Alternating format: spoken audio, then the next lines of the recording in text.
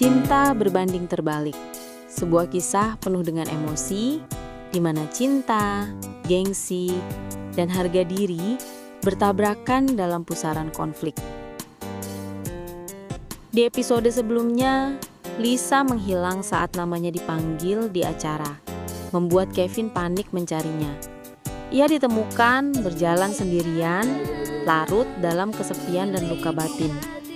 Kevin menjemputnya, meyakinkan bahwa ia peduli. Lisa akhirnya bersedia kembali meski tanpa janji untuk tersenyum. Bersama sang novelis, inilah episode 26. Beberapa hari setelah insiden yang membuat suasana hati Lisa tak menentu dan membuat Kevin kembali mengencangkan tali kedisiplinan dalam manajemen proyek, fokusnya sepenuhnya teralihkan pada pekerjaan. Ia memeriksa kembali beberapa laporan lama yang sebelumnya tidak sempat ia tengok dengan saksama. Salah satu laporan pengeluaran proyek yang belakangan masuk ke mejanya tampak ganjil. Angkanya terlalu tinggi dibandingkan estimasi awal.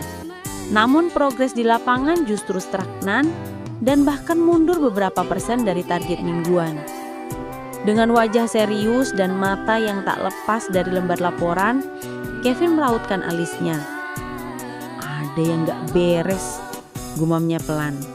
Ia tak ingin terburu-buru menuduh, tetapi sebagai kepala divisi teknik dan pengawasan proyek, Kevin tahu betul bagaimana membaca pola-pola kecurangan dalam laporan. Ia sudah cukup lama berkecimpung dalam dunia konstruksi untuk tahu kapan angka-angka berbicara jujur dan kapan mereka sedang menyembunyikan sesuatu. Setelah mengamati dengan teliti, Kevin memanggil Lisa ke ruang kerjanya. Gadis itu datang dengan langkah cepat, mencatat di kepalanya bahwa panggilan ini mungkin bukan soal evaluasi mingguan biasa. Ada laporan pengeluaran dari proyek pematangan lahan di Pantai Dadap, Tangerang. Angkanya nggak masuk akal, ujar Kevin tanpa basa-basi. Ia menyodorkan laporan kepada Lisa. Lisa membacanya sekilas. Matanya segera menangkap inkonsistensi pada jumlah pengadaan material dan progres kerja yang tercatat.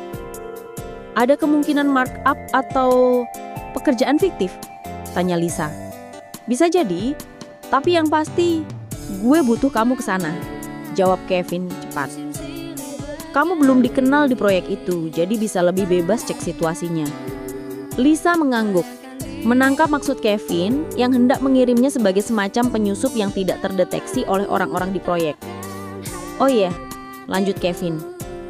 Gunawan cuma antar kamu ke lokasi. Tapi nanti di proyek, kamu gak boleh jalan bareng sama dia. Lisa menaikkan alis. Kalimat itu terdengar ganjil di telinganya. Kalau gak boleh jalan bareng, kenapa disuruh ke sana bareng? Gak jelas. Batinnya.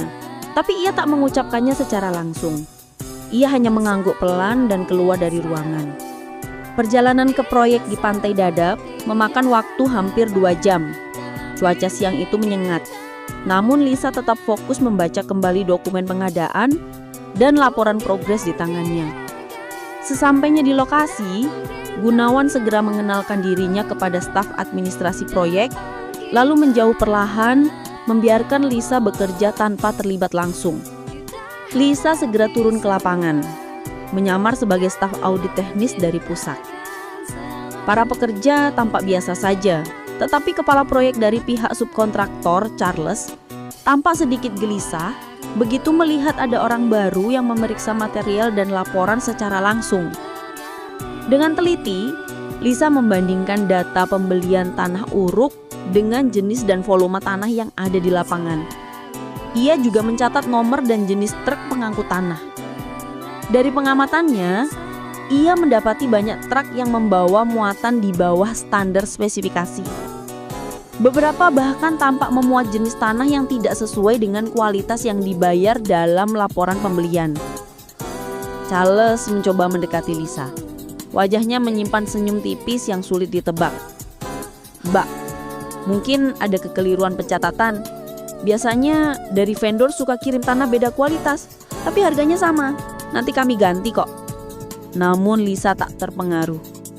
Ia mengangkat tablet di tangannya, menunjukkan foto dan catatan dari nomor plat truk, volume muatan, hingga jenis tanah yang dibawa. Maaf Pak Charles, semua ini tercatat, termasuk truk-truk dari perusahaan Anda. Tidak sesuai laporan, tidak sesuai kontrak. Charles hanya bisa menggerutu dalam hati. Bodat, keras kali nang ini. Umpatan ke Sumatera keluar tanpa suara. Keesokan harinya, Lisa menyusun laporan lengkap dan menyerahkannya langsung ke meja Kevin.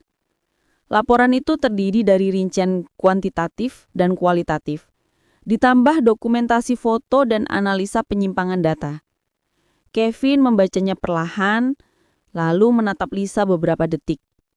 Dalam diamnya, ia mulai melihat Lisa dengan cara berbeda. Selama ini, ia hanya mengenal Lisa sebagai analis biasa, yang pekerjaannya lebih banyak di belakang meja dan tumpukan berkas. Tapi kali ini, ia melihat ketajaman insting lapangan dan ketegasan sikap.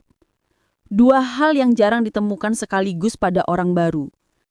Kita harus kejar proyek-proyek lain, ucap Kevin, nyaris tanpa ekspresi. Dalam minggu-minggu berikutnya, Kevin dan Lisa mulai menyisir proyek-proyek lain. Mereka mengunjungi gudang material, lokasi pencokoran, hingga instalasi jembatan kecil di beberapa titik pinggiran kota.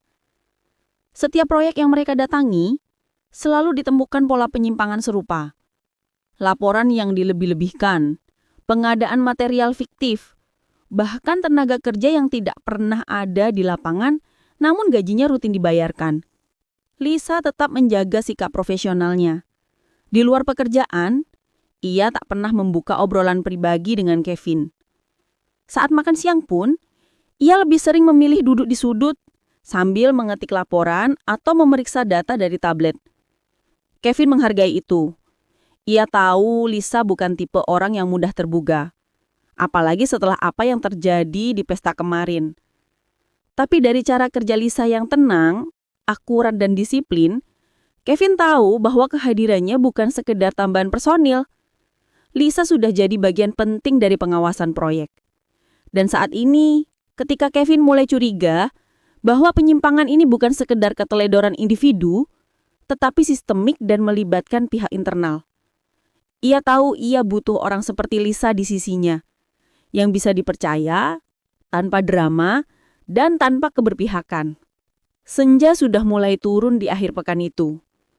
Di ruang kerjanya yang mulai sepi, Kevin menatap papan data besar yang sudah penuh dengan catatan proyek bermasalah. Ia berdiri lama, memandangi garis-garis penghubung antara nama-nama vendor, kepala proyek, dan staf internal yang punya akses penuh pada laporan keuangan. Ia menyadari satu hal, penyimpangan ini terlalu rapih untuk jadi kebetulan. Seseorang sedang bermain, dan mungkin lebih dari satu. Di balik bayangan lampu kantor, Kevin memutar ulang rekaman CCTV dari gudang material pusat. Ia melihat seseorang keluar malam-malam, membawa 2 dus besar tanpa pencatatan. Wajahnya tidak begitu jelas, tapi Kevin mulai menduga. Bagaimana cerita selanjutnya? Penasaran kan? Nantikan selalu di channel Sang Novelis. Sampai jumpa di cerita lainnya.